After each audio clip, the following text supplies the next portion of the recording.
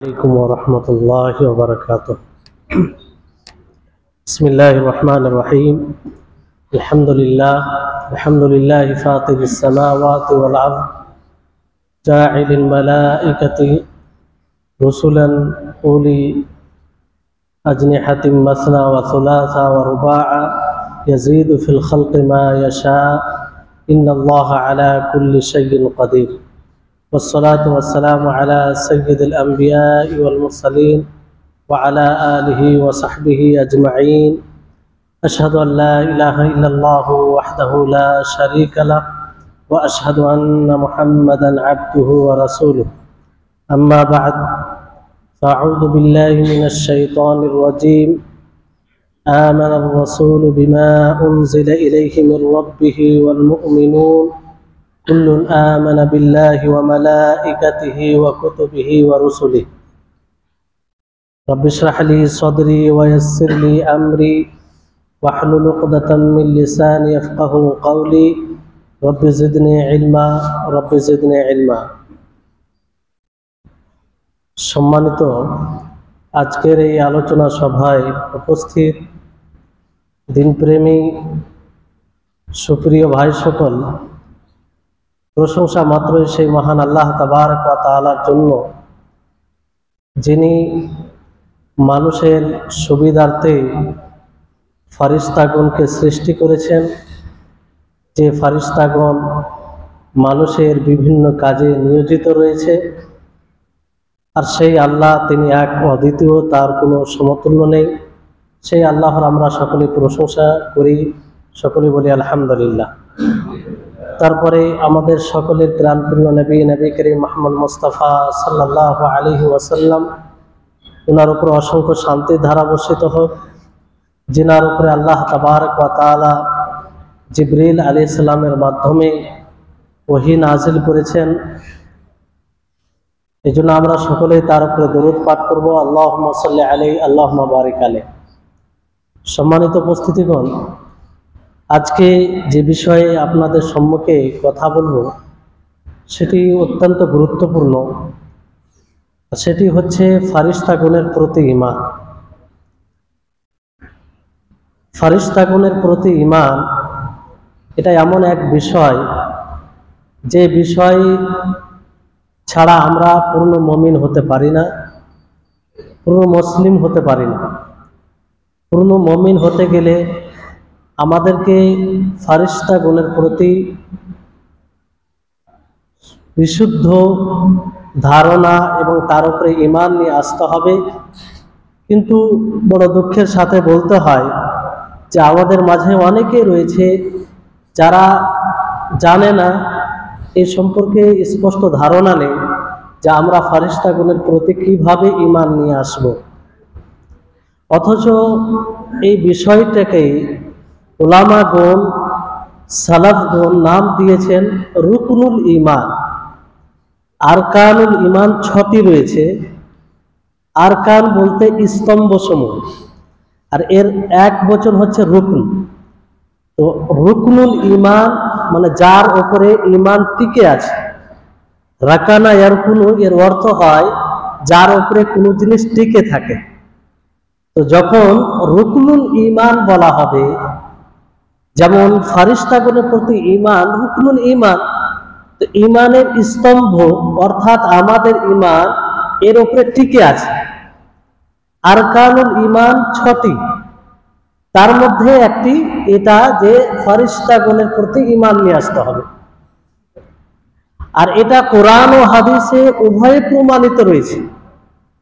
আল্লাহ তাবারক ওয়া তাআলা সূরা বাকারায় বলেন, আমানার রাসূল বিমা উনজিলা ইলাইহি মির রাব্বিহি ওয়াল মুমিনুন, যে রাসূল ঈমান এনেছে যা তার উপরে তার রবের পক্ষ থেকে নাজিল হয়েছে, এবং সমস্ত মুমিনগণ ঈমান এনেছে। তারপর আল্লাহ তাআলা আরো বলছেন, কুল্লুন আমানা বিল্লাহি ওয়া মালাইকাতিহি ওয়া কুতুবিহি ওয়া রুসুলিহি, যে সমস্ত গণ আল্লাহর উপরে ঈমান এনেছে, তার রাসূলগণের প্রতি, তার ফারিস্তাগণের প্রতি, আর তার কিতাব আসমানি গ্রন্থসমূহের প্রতি। তাহলে এটার উপরে ঈমান নিয়ে আসা, এটা হচ্ছে ঈমান। আর এটাকে উলামায়ে কেরাম আরকানুল ঈমান বলেছে, যে 6টি জিনিসের উপরে ঈমান আনা। এখানে 5টি জিনিসের কথা আছে, অন্য আয়াতে তাকদীরের সম্পর্কে বলা হয়েছে এবং আখিরাত এটাও বলা হয়েছে। তো যাই হোক, ফেরেশতাগণের প্রতি ঈমান একটি ঈমানের স্তম্ভ। আমরা যদি নিজের ঈমানকে পরিপক্ক করতে চাই, নিজের ঈমানকে পরিপূর্ণ করতে চাই, তাহলে এটা জানতে হবে আমাদেরকে যে ফেরেশতা কি জিনিস, তার উপরে আমরা কেমন ভাবে ঈমান আনব। তো আমরা ফেরেশতা বলে থাকি, এই শব্দটি আসলে এটা কোনো আরবি শব্দ নয় আর বাংলা শব্দ নয়। আর এই অর্থে আমরা মূলত আল্লাহ তাবারক ওয়া তাআলা যে ফেরেশতাগণকে, যে মালাককে সৃষ্টি করেছেন তাকেই অর্থ নিই, এই হিসাবে ব্যবহার করতে কোনো সমস্যা নেই। কিন্তু ফেরেশতার ক্ষেত্রে মালাক বলা এটাই বেশি উত্তম। মালাক এক বচন, মালায়েকা বহু বচন। এই ফেরেশতাগণের প্রতি ঈমান আনতে হবে। ফেরেশতাগণের প্রতি ঈমান আমরা 2 রকম ভাবে আনতে পারি। আপনাদেরকে অনুরোধ করবো যে একটু মনোযোগ দিয়ে শুনবেন, কারণ এই কথাগুলো সূক্ষ্ম কথা, আপনাকে মনোযোগ দিয়ে শুনতে হবে, না হলে বুঝতে পারবেন। তো একটু মনোযোগ দিয়ে শুনবেন, 30 মিনিট 35 মিনিট কুরবানি দিবেন, ইনশাআল্লাহ আপনার জীবনে উপকার হবে এটা। তো ফেরেশতাগণের প্রতি ঈমান, একটা হচ্ছে সংক্ষিপ্ত ভাবে ঈমান আনা, আর একটা বিস্তারিত ভাবে ঈমান আনা। সংক্ষিপ্ত ভাবে আপনি এরকম ভাবে ঈমান আনতে পারেন যে ফেরেশতা একটা অদৃশ্য মাখলুক, যাকে আমরা দেখতে পাই না স্বাভাবিকভাবে, যারা সব সময় আল্লাহর ইবাদত করে, যাদেরকে আল্লাহ তাবারক ওয়া তাআলা নূর দ্বারা সৃষ্টি করেছেন।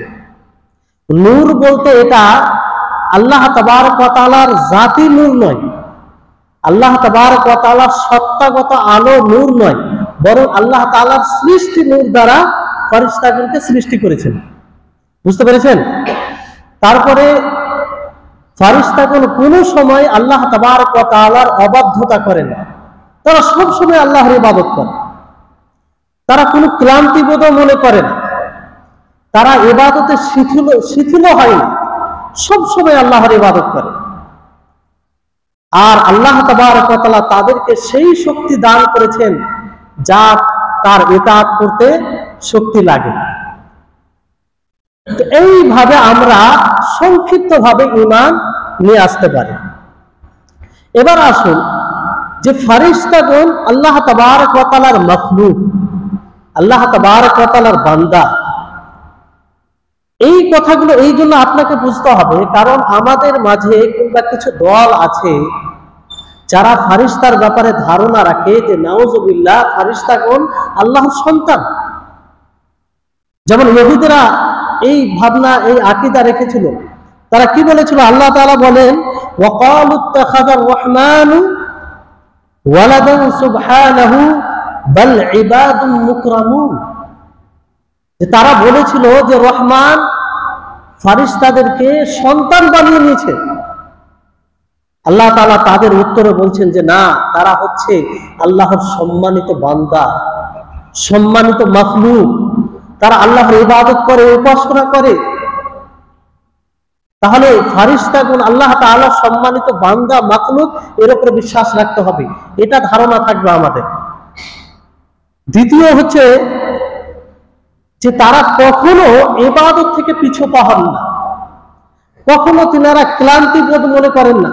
আল্লাহ তাআলা তাদের সম্পর্কে বলেন, ওয়ামান ইনদাহু লা ইস্তাকবিরুনা আন ইবাদাতিহি ওয়া লা ইস্তাহসিরুন, যে যারা আল্লাহর নিকটে আছে তারা অহংকার বশত আল্লাহর ইবাদত থেকে বিমুখ হয়ে যায় না, আল্লাহর ইবাদত থেকে বিমুখ হয়ে যায় না, আর না তারা কষ্টবোধ মনে করে। তারপর আল্লাহ তাআলা বলেন, ইউসাব্বিহুনাল লাইলা ওয়ান নাহারা ওয়া লা ইয়াফতুরুন, লা ইয়াফতুরুন, যে তারা দিন রাত আল্লাহর তাসবিহ পাঠ করে, আল্লাহর পবিত্রতা বর্ণনা করে, আর তারা শিথিল হন না। তাহলে এই আয়াত থেকে স্পষ্ট হচ্ছে যে তারা সবসময় আল্লাহর ইবাদতে নিয়োজিত।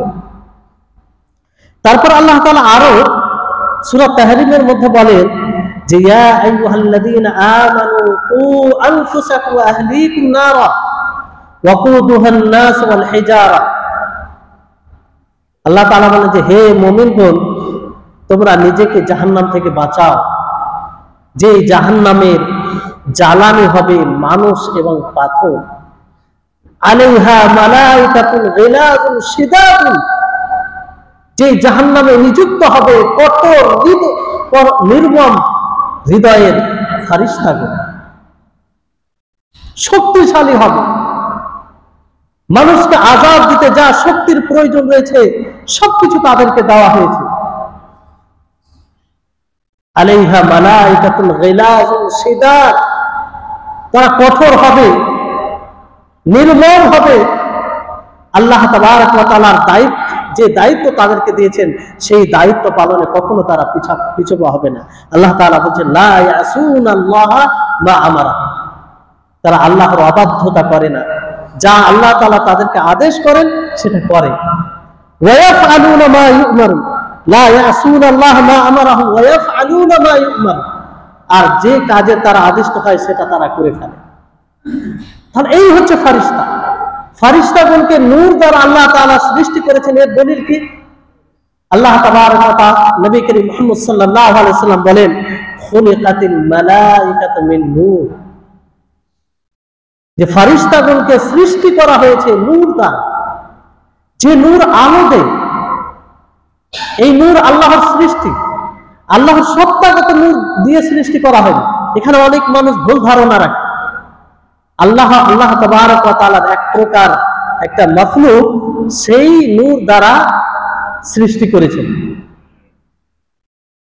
তারপরে আল্লাহ তাআলা বলছেন ওয়া খুলিকাল জান্নু মিন মারিজিম মিন নার, জিনকে অগ্নির শিখা হতে তাদেরকে সৃষ্টি করা হয়েছে আগুন দ্বারা, আর মানব জাতিকে আদম সন্তানকে সৃষ্টি করা হয়েছে মাটি দ্বারা। তাহলে এই যে ধারণা, এই আকীদা আমাদের মধ্যে থাকতে হবে। অনেকেই দেখবেন যে এই ফেরেশতার ব্যাপারে সঠিক ধারণা থাকে না, সঠিক আকীদা থাকে না, ফলে ফেরেশতাগণেরও কিছু মানুষ ইবাদত করে, তাদের উপাসনা করে। তো এই হচ্ছে ফেরেশতা। এই ফেরেশতা সংখ্যা কতটা কেউ কি জানে? কেউ জানে। আল্লাহ তাবারক ওয়া তাআলা তাদের সংখ্যার ব্যাপারে বলেন সূরা মুদ্দাসিরের 31 নম্বর আয়াতে ওয়ামা ইয়ালামু জুনুদা রাব্বিকা ইল্লা হুয়া, যে তোমার রবের বাহিনী সম্পর্কে কেউ জানে না, তিনি ব্যতীত কেউ জানে না। ফেরেশতাগণের সংখ্যা কতটা কেউ জানে না, একমাত্র আল্লাহ তাবারক ওয়া তাআলা জানেন। অসংখ্য। আপনি উপলব্ধি কিংবা অনুভব করতে পারেন একটি হাদিস দ্বারা, যে হাদিসে বলা হয়েছে যে জিবরিল আলাইহিস সালাম যখন মেরাজের ঘটনায় নবী করিম মুহাম্মদ সাল্লাল্লাহু আলাইহি ওয়াসাল্লামকে নিয়ে যায়, তো বাইতুল মামুরে নিয়ে যান। তো নবী করিম মুহাম্মদ সাল্লাল্লাহু আলাইহি ওয়াসাল্লাম জিবরিল আলাইহিস সালামকে জিজ্ঞাসা করেন বাইতুল মামুর সম্পর্কে। তো আল্লাহ নবী কি উত্তর দেন যে হাযাল বাইতুল মামুরু আল্লাযী ইউসাল্লি ফীহি কুল্লা ইয়াউমিন ৭০,০০০ মালাক, যে এই ঘর, যেই ঘরে প্রত্যেকদিন ৭০,০০০ ফেরেশতা সালাত আদায় করে, আর যখন তারা বের হয়ে যায় কিয়ামত পর্যন্ত তারা আর সেখানে সুযোগ পাবে না, শেষ পর্যন্ত সুযোগ পাবে না, প্রত্যেক দিন।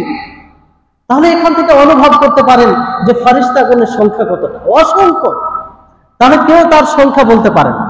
তাহলে এটা হচ্ছে আপনাদেরকে যে এতক্ষণ বললাম যে সংক্ষিপ্ত ভাবে এর উপরে ঈমান নিয়ে আসবেন। এবার আসুন যে পরিপূর্ণভাবে ঈমান নিয়ে আসার জন্য আরো একটু বিস্তারিত ভাবে ঈমান আনতে হবে। তো এই ক্ষেত্রে আমাদেরকে 4টি বিষয় লক্ষ্য করতে হবে। কয়টি বিষয়? 4টি বিষয়। ভালো করে শুনবেন। প্রথম হচ্ছে যে ফেরেশতাগণের অস্তিত্বের উপরে ঈমান নিয়ে আসবেন।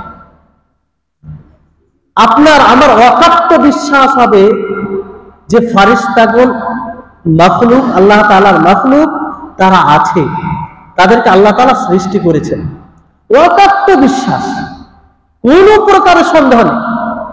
কারণ এই ফারিস্তার ব্যাপারে অন্যদের অনেক ধারণা আছে।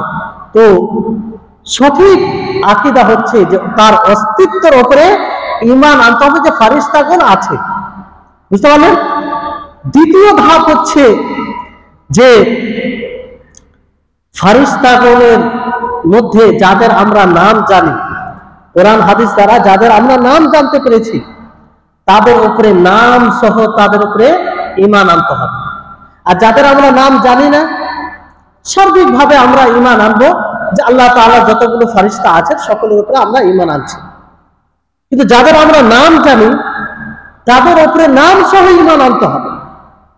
যেমন জিবরিল আলাইহিস সালাম, মিকাইল আলাইহিস সালাম, ইসরাফিল, মালাকুল মউত, এগুলোর উপরে যেগুলো নাম সহ, মালাকুল মউত যদিও নাম নাই, তিনার যে কর্ম সেই হিসাবে এটাকে মালাকুল মউত বলা হয়েছে, দায়িত্ব হিসাবে। তো এগুলোর উপরে নাম সহ ঈমান আনতে হবে। যতগুলো আছে, যদি কোনো একটা বিষয় আমরা অস্বীকার করি যে জিবরিল আলাইহিস সালাম তিনি ফেরেশতা আছেন কিন্তু তিনি ওহী অবতীর্ণ করেন, তাহলে হবে? ঈমান পরিপূর্ণ হবে? হবে না।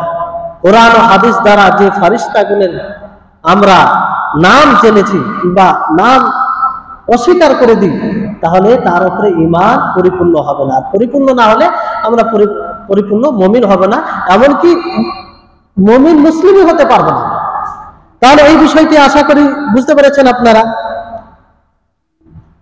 তারপরে তৃতীয় যেটা বিষয়, সেটা হচ্ছে যে ফেরেশতাগুলোর আমরা ধরন জানতে পেরেছি, গুণ জানতে পেরেছি কোরআন ও হাদিস দ্বারা, সেই গুণ সহ তাদের উপরে ঈমান আনবো।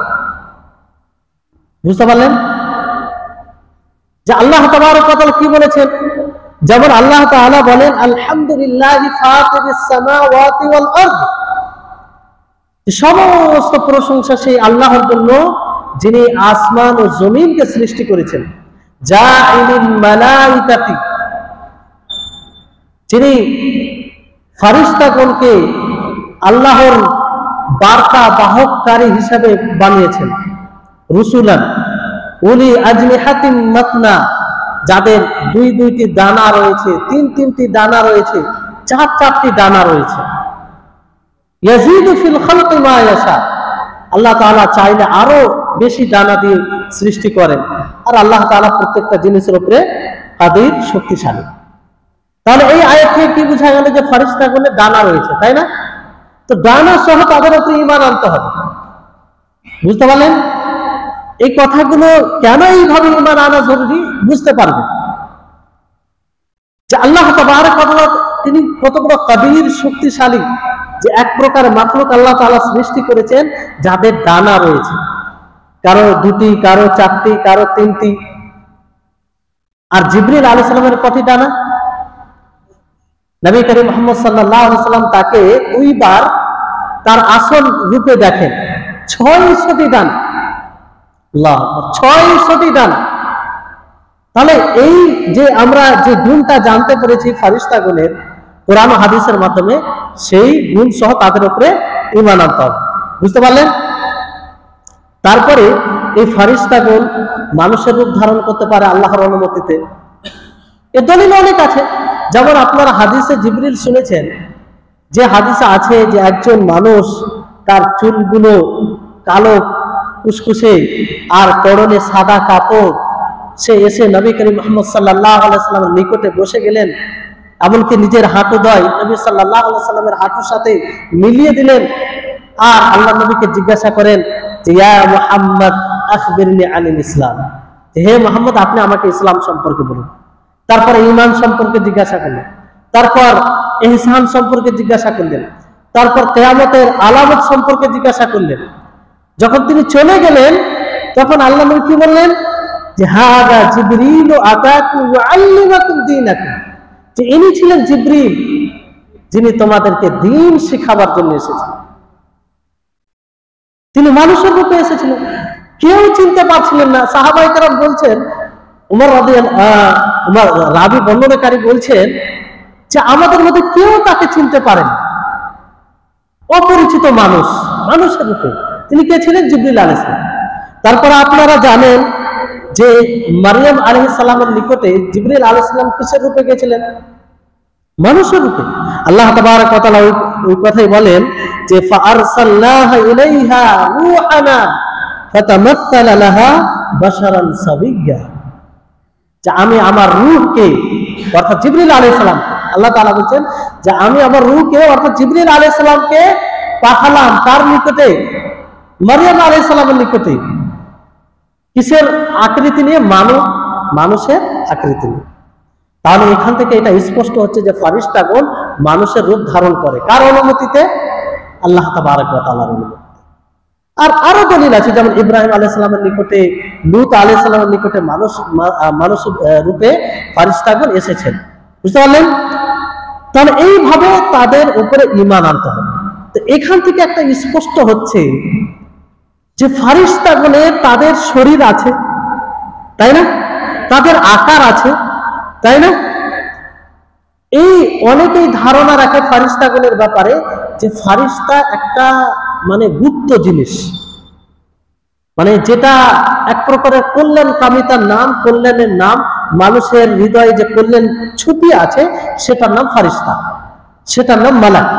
তো এই ধারণা সঠিক? এতগুলো যে আপনাদেরকে আয়াত বললাম, হাদিস দ্বারা বললাম, সঠিক?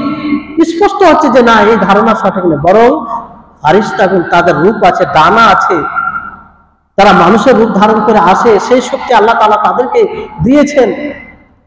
তাহলে তিনটি বিষয় হলো। চতুর্থ বিষয় হচ্ছে যে পরিপূর্ণভাবে আমরা যদি ঈমান আনয়ন করতে চাই, পরিপূর্ণ মুমিন হতে চাই, তাহলে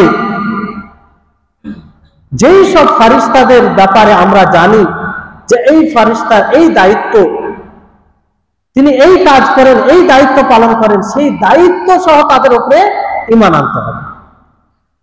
একটা তো সার্বিকভাবে যে সকল ফারিস্তাগুলোর উপরে আমি ঈমান আনছি, তাদেরকে আল্লাহ তাআলা যে দায়িত্ব পালন দিয়েছেন সে দায়িত্ব পালন করেন। আর একটা হচ্ছে যে নাম ধরে যাদের ব্যাপারে বিশেষ করে আল্লাহ তাআলা বলেছেন, নবী করিম মুহাম্মদ সাল্লাল্লাহু আলাইহি ওয়াসাল্লাম হাদিসে বলেছেন। যেমন জিবরিল আলাইহিস সালাম, তার দায়িত্ব কি? জিবরিল আলাইহিস সালামের দায়িত্ব কি? ওহী নিয়ে আসা, আল্লাহর বার্তা আম্বিয়াদের নিকটে পৌঁছে দেওয়া। আম্বিয়া, যতগুলো আম্বিয়া রাসূল এসেছেন, আল্লাহর বার্তা তাদের নিকটে পৌঁছে দিয়েছেন। তারপরে মিকাইল আলাইহিস সালাম, তিনার দায়িত্ব কি? বৃষ্টি বর্ষণের দায়িত্ব। আল্লাহ তাআলা এই দায়িত্ব দিয়েছেন, সে দায়িত্ব পালন করেন। অনুরূপ ভাবে ইসরাফিল আলাইহিস সালাম, যিনার দায়িত্ব হচ্ছে যে কিয়ামত যখন সংগঠিত হবে, তখন সংগঠিত হওয়ার পূর্বে সুরে ফুঁক দিবেন, সিংহায় ফুঁক দিবেন। তিনি তৈরি আছেন, প্রস্তুত। এই জন্য হাদিসের মধ্যে আছে যে আল্লাহ নবী অস্থির থাকতেন। তিনি বলতেন যে আমি কি করে স্থির থাকতে পারি, যে ইসরাফিল আলাইহিস সালাম সুরে ফুঁক দেওয়ার জন্য, সিংহায় ফুঁক দেওয়ার জন্য তৈরি আছেন। ফুঁক দিলেই কিয়ামত সংগঠিত হবে। কি ভয় তার মধ্যে! আজকে আমরা ভুলেই যাই, আমরা দুনিয়াতে চলতে গিয়ে ভুলেই যাই যে কিয়ামত সংগঠিত হবে। তো এটা। তারপরে মালাকুল মউত। মালাকুল মউত তার কাজ কি? জান কবজ করা। এই ফারিস্তার এই দায়িত্ব। তো এর উপরে এইভাবে ঈমান আনতে হবে। কোন মানুষ মৃত্যু জান কবজ করে না, বরং আল্লাহ তাবারক ওয়া তাআলা ফারিস্তার মাধ্যমে জান কবজ করে। আল্লাহ তাআলার অনুমতি হয়, তখন সে মানুষের রূহ আত্মা নিয়ে যায়। তারপরে এগুলো কেন বলছি? যে আমাদের ঈমান তাজা হবে, আখিরাতকে স্মরণ করবে। তারপরে শেষে বলবে যে এর ফলাফল কি। তারপরে এই মালাকুল মউতকে অনেকেই আজরাইল বলে, যেটা সঠিক নয়। আজরাইল এই নাম কোরআন হাদিসে কোথাও আসে। তো আপনি মালাকুল মউত বলবেন, আল্লাহ তাবারক ওয়া তাআলা যেটা বলেছেন সেভাবে আপনি বলবেন, সেভাবে তার উপরে ঈমান আনবেন।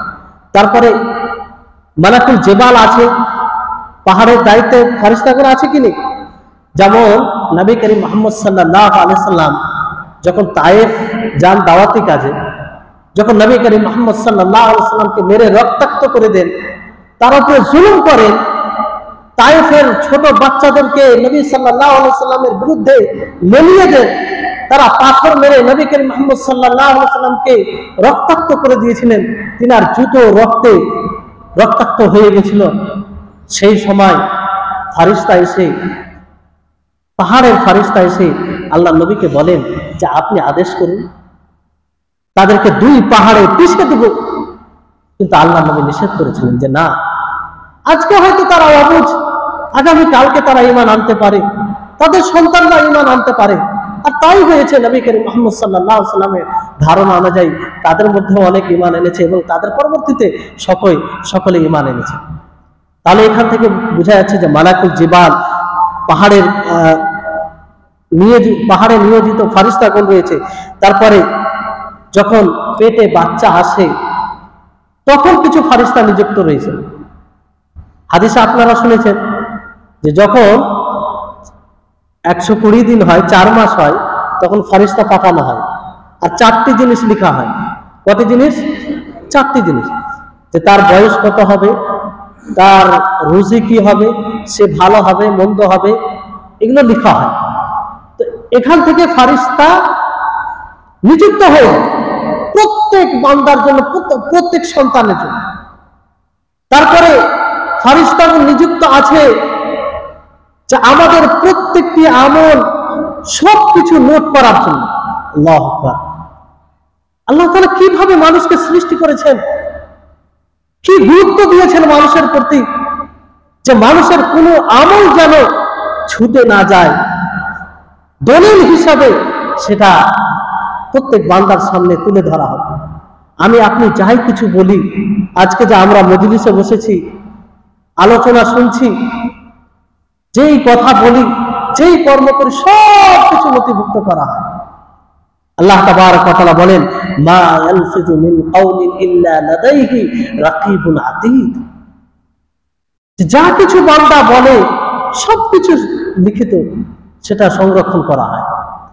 তারপরে মুনকার নাকির, কবরে যে প্রশ্ন করা হবে সেই ফেরেশতাও আছে, যে প্রশ্ন করবে মান রাব্বুকা, মা দীনুকা, মান নবিয়ুকা, যাকে আমরা মুনকার নাকির বলে জানি, তার উপরে ঈমান আনতে হবে। তার উপরে যদি ঈমান থাকে তো আমাদের হৃদয়ে ভয় থাকবে যে আজকে মৃত্যু ঘটলেই কবরে যাওয়ার পর এই ফেরেশতা আমাকে জিজ্ঞাসা করবে, এই 3টি প্রশ্ন করবে। এই 3টি প্রশ্নের উত্তর দিতে পারলে আমরা প্রথম ধাপে সফল হব, আর প্রথম ধাপে সফল হলে পরবর্তী ধাপ সহজ হবে। তাহলে এইভাবে আমরা ঈমান আনতে হবে। এগুলো উদাহরণস্বরূপ মোটা মোটা কথাগুলো বলা হলো আপনাদেরকে। তারপরে যতগুলো আছে সবকিছুর উপরে ঈমান আনতে হবে। তারপরে আরেকটি বিষয়, যেটা লক্ষণীয় বিষয় মনে রাখতে হবে, যে ফারিস্তাদের প্রতি ঈমান মানে তাদেরকে ভালোবাসতে হবে। তাদের প্রতি ঈমানের দাবি হচ্ছে তাদেরকে ভালোবাসা। বুঝতে পারলেন? আল্লাহ তাবারক ওয়া তাআলা সূরা বাকারার 98 নম্বর আয়াতে বলেন, মান কানা আদুওয়ান লিল্লাহি ওয়া মালাইকাতিহি ওয়া রুসুলিহি ওয়া জিবরিল ওয়া মিকাল ফা ইন্নাল্লাহা আদুউল লিল কাফিরিন। শুনুন ভালো করে, আল্লাহ তাআলা বলছেন যে যারা আল্লাহর জন্য তার ফারিস্তা আল্লাহর এবং তার ফারিস্তাগণের, তার রাসূলগণের এবং জিবরিল, মিকাইল কোন রকম বলতে পারেন, মিকাইল আলাইহিস সালাম, তাদের শত্রু, তারা মূলত কাফের এবং তারা আল্লাহর শত্রু। তাহলে এখান থেকে এটা স্পষ্ট হচ্ছে যে যারা ফারিস্তাকে অস্বীকার করবে তারা কাফির। বুঝতে পারলেন? আর যারা ফারিস্তাগুলো অস্বীকার করবে তাদেরকে ঘৃণা করতে হবে, তাদেরকে ভালোবাসা যাবে না। তো ফারিস্তাদেরকে ভালোবাসতে হবে। তাই হচ্ছে। এবার শেষ যেটা বিষয়, সেটা বলে আমি আমার কথাকে ইতি করব, সেটা হচ্ছে যে আমরা যদি ফারিস্তাগণের প্রতি ঈমান আনি, যেভাবে ঈমান আনার দরকার সেভাবে যদি আমরা ঈমান আনি, তো এর প্রতিফল কি? দেখুন, যদি আমরা ঈমানকে সেভাবে ঈমান আনি যেভাবে ঈমান আনা দরকার, তাহলে আল্লাহ তাবারক ওয়া তাআলার আজমতকে জানবো আমরা। আল্লাহ তাআলা কি মহান, তিনি কত বড় শক্তিশালী, কিছুটা হলেও আমরা বুঝতে পারবো। কারণ যার সৃষ্টি এত মহান, তো স্রষ্টা কত মহান হবে। ফারিস্তাগণের ব্যাপারে আপনারা শুনলেন যে জিবরিল আলাইহিস সালামের 600টি ডানা রয়েছে। ফারিস্তাগণের ব্যাপারে আপনারা শুনলেন যে নবী করিম মুহাম্মদ সাল্লাল্লাহু আলাইহি ওয়াসাল্লামের নিকটে এসে বলেন, আপনি আদেশ করুন 2 পাহাড়কে একসাথে করে তাদেরকে পিষিয়ে দিব। তার মানে ফারিস্তাগণের শক্তি কতটা। তো তার সৃষ্টি যদি এত শক্তি হয়, তো যিনি স্রষ্টা, যিনি সৃষ্টি করেছেন, তিনি কতটা শক্তিশালী। তো তার শ্রদ্ধা, তার আজমতটা আমরা জানতে পারবো কি পারবো। দ্বিতীয় যেটা লাভ হচ্ছে যে আমরা ফারিস্তা সম্পর্কে যদি জ্ঞান অর্জন করি, তাহলে আমরা আল্লাহ তাআলার শুকরিয়া জ্ঞাপন করতে বাধ্য হব। কি আল্লাহর দয়া দেখেন তো, কি অপরিসীম দয়া। আল্লাহ তাআলা মাখলুকের প্রতি কি গুরুত্ব দিয়েছেন, যে একজন বাচ্চা যখন তার সৃষ্টি শুরু হয় তখনই ফারিস্তা চলে আসে, যখন মায়ের পেট থেকে বের হয় তখন তার সাথে ফারিস্তা থাকে, তার মৃত্যু পর্যন্ত তার সাথে ফারিস্তা থাকে। কিছু ফারিস্তা থাকে আদম সন্তানের হেফাজত করার জন্য। এগুলো আল্লাহর দয়া নয়? এগুলো আল্লাহর রহমত নয়? যে আল্লাহ এত গুরুত্ব দিয়েছেন, সেই আল্লাহকে আমরা ভুলে যাই, সেই আল্লাহকে আমরা স্মরণ করি না, সেই আল্লাহর উপর আমরা পরিপূর্ণ ঈমান আনি না। এর চাইতে আর নাশুকরি কি হবে। তো এই ফারিস্তাগুলো সম্পর্কে ঠিক মতো জ্ঞান অর্জন করে ঈমান যদি আনয়ন করি, তো আমরা সব সময় সদা সর্বদা আল্লাহর শুকরিয়া জ্ঞাপন করি। তৃতীয় যেটা লাভ হচ্ছে যে আমরা যদি ফারিস্তাকে জানতে পারি, তাহলে তাদেরকে আমরা ভালোবাসবো, আল্লাহ তাআলা তাদের গুণ সম্পর্কে কি বলেছেন, যে তারা কখনো আল্লাহ তাআলা নাফরমানি করে না, তারা কখনো ইবাদতে শিথিল হন না, তাদেরকে আল্লাহ তাবারক ওয়া তাআলা যে আদেশ করেন সেটাই পালন করে। তারা নেক কাজ করে, গুনাহের কাজ করে না, পাপের কাজ করে না। তাহলে এই গুণ জানার পরে আমরা স্বাভাবিকভাবে আমরা তাদেরকে ভালোবাসি। তারপরে এখানে আরেকটি বিষয়, একটা ছোট্ট কথা বলে আমার কথা ইতি করব। যেই কথাটা আমাদের সমাজ বুঝতে ব্যর্থ হয়েছে, এখান থেকে আপনারা উপলব্ধি করেছেন যে মাখলুকের মধ্যে সবচেয়ে শক্তিশালী কে? ফারিস্তাগণ, তাই না? সবচেয়ে শক্তিশালী। তো মাখলুক যে সবচেয়ে শক্তিশালী, তারা কার ইবাদত করে? আল্লাহ তাআলা। তারা কার ইবাদত করে? আল্লাহ তাআলা।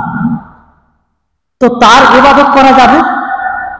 মাখলুকের মানে যে সবচেয়ে শক্তিশালী ফারিস্তা, সবচেয়ে শক্তিশালী হওয়ার পরে তার ইবাদত করা যাবে না, তো অন্য কারো কি করে ইবাদত করা যেতে পারে? কিন্তু আজকে বড় দুঃখের বিষয় যে আমরা বিভিন্ন মাখলুকের ইবাদত করে থাকি, বিভিন্ন পীরের ইবাদত করে থাকি, বিভিন্ন শেখ পূজারী হয়ে থাকি আমরা। অথচ ফারিস্তাগণ সবচেয়ে শক্তিশালী আর সবচেয়ে আল্লাহর নিকটে প্রিয়, তারপরেও তার ইবাদত করা যাবে না, বরং তারাই আল্লাহ তাআলার ইবাদত করে। তারা আবিদ, তারা কোনো সময় আল্লাহ তাবারক ওয়া তাআলার নাফরমানি করে। তাহলে এখান থেকে এটা স্পষ্ট বার্তা যে আল্লাহ তাআলা ব্যতীত কারো ইবাদত করা যাবে না। যদি কারো ইবাদত এটা জায়েজ হতো, সঠিক হতো, তাহলে সর্বপ্রথম ফারিস্তাগণের ইবাদত করা হতো, কারণ তারা সবচেয়ে শক্তিশালী, তারা অলৌকিক জিনিস করতে পারে। তাদের ইবাদত যদি জায়েজ না হয়, পৃথিবীর আর কোনো মাখলুকের ইবাদত জায়েজ না আল্লাহ ব্যতীত। তো এই হচ্ছে বিষয়। আপনাদেরকে অনুরোধ করব যে এই বিষয়গুলো সূক্ষ্ম হলেও আপনাদেরকে নতুন হিসাবে কেমন লাগতে পারে, কিন্তু বিষয়গুলো বুঝবেন, কারণ এটা আমার আপনার ঈমানের বিষয়। আর কারণ ঈমান বলা হয়েছে, এর উপরে আমাদের ঈমান নির্ভর করে। এইগুলোর উপরে যত আমাদের ঈমান পরিপক্ক হবে, তত আমরা আল্লাহর তাকওয়া অবলম্বন করতে পারবো, নিজেকে সতর্কভাবে সততার সাথে এই দুনিয়াতে জীবনযাপন করতে পারবো। যাই হোক, আল্লাহ তাবারক ওয়া তাআলার কাছে দোয়া করি আল্লাহ যেন আমাদের সকলকে ফারিস্তাগণের প্রতি ঠিক সেইভাবে ঈমান নিয়ে আসার তৌফিক দান করেন, যেভাবে ঈমান নিয়ে আসলে পরিপূর্ণ আমরা মুমিন হতে পারবো, আর তাদের প্রতি শ্রদ্ধা আমাদের হৃদয়ে আসবে, আর আল্লাহ তাবারক ওয়া তাআলার আজমতকে, তার শক্তিকে আমরা জানবো। আল্লাহ তাআলা যেন আমাদের সকলকে সার্বিকভাবে তার ইবাদতে অগ্রগামী হওয়ার তৌফিক দান করেন। ওয়া আখিরু দাওয়ানা আলহামদুলিল্লাহি রাব্বিল আলামিন। আসসালামু আলাইকুম ওয়া রাহমাতুল্লাহি ওয়া বারাকাতুহু।